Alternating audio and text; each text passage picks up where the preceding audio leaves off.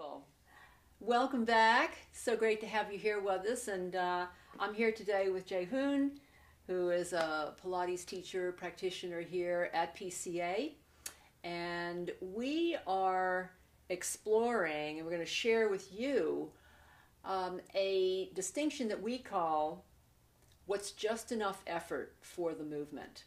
And it's really a very grounding, very spatial way of looking at how you can do Pilates or any other movement. And Jae Hoon is a professional dancer, so he's very grounded in his body.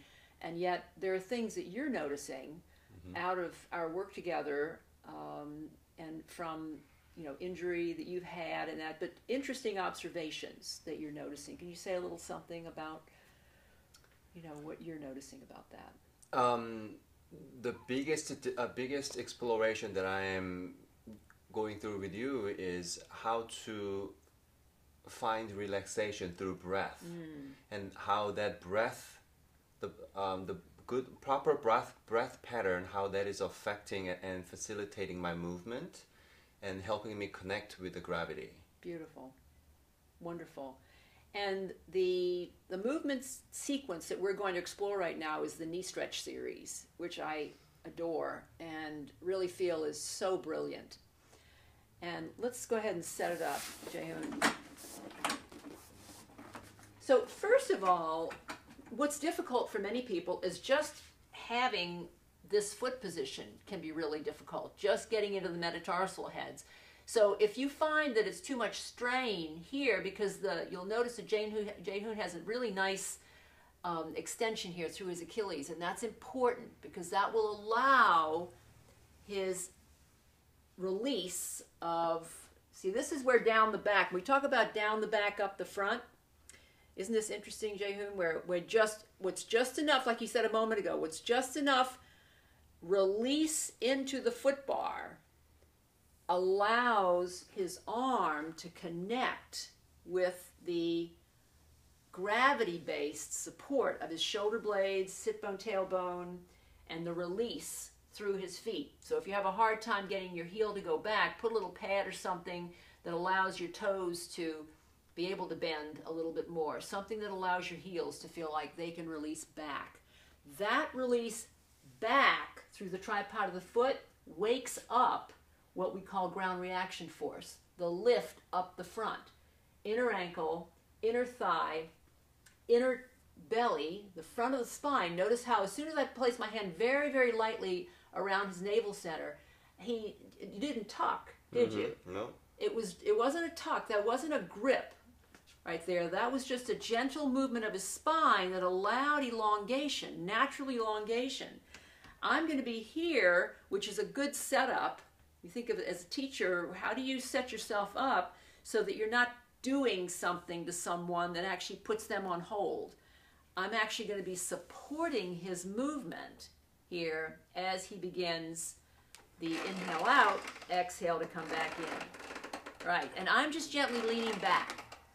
Exhale, inhale out, exhale. So breath into his back, exhale, and the shoulder blade to deep belly. So there's a feeling of waterfall down the back.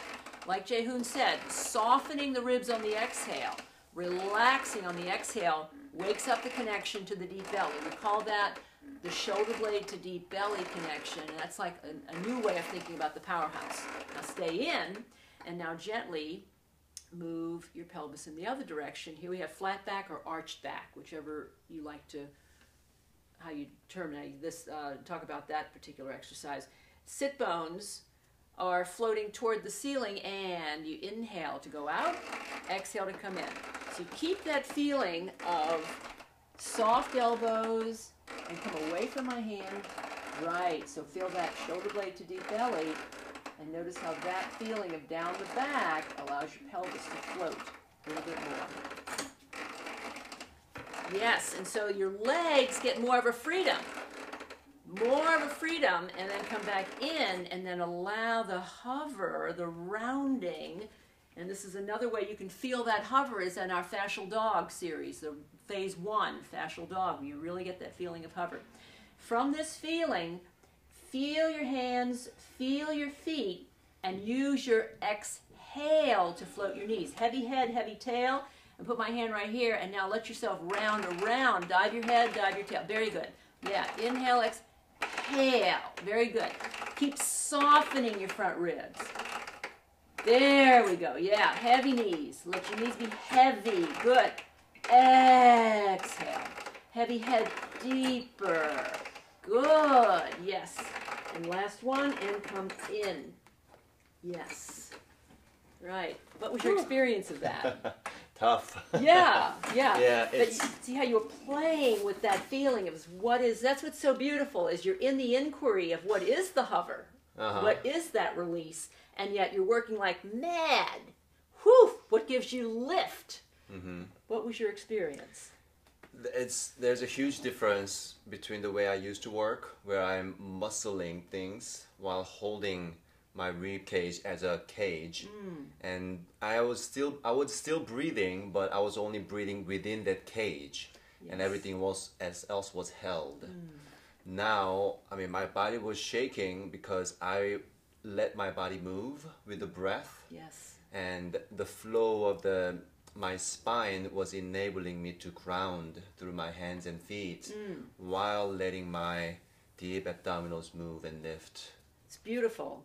So notice, and you can actually see it in Jae Hoon's body too, that as he was exhaling, his spine was enlivening and lengthening, and then the inhale, back widening, and you get this feeling of buoyancy, natural buoyancy just comes alive, because your belly wall literally falls into, it's like your belly wall falls into the front of the back, because your psoas releases and opens and allows your back to be hovering.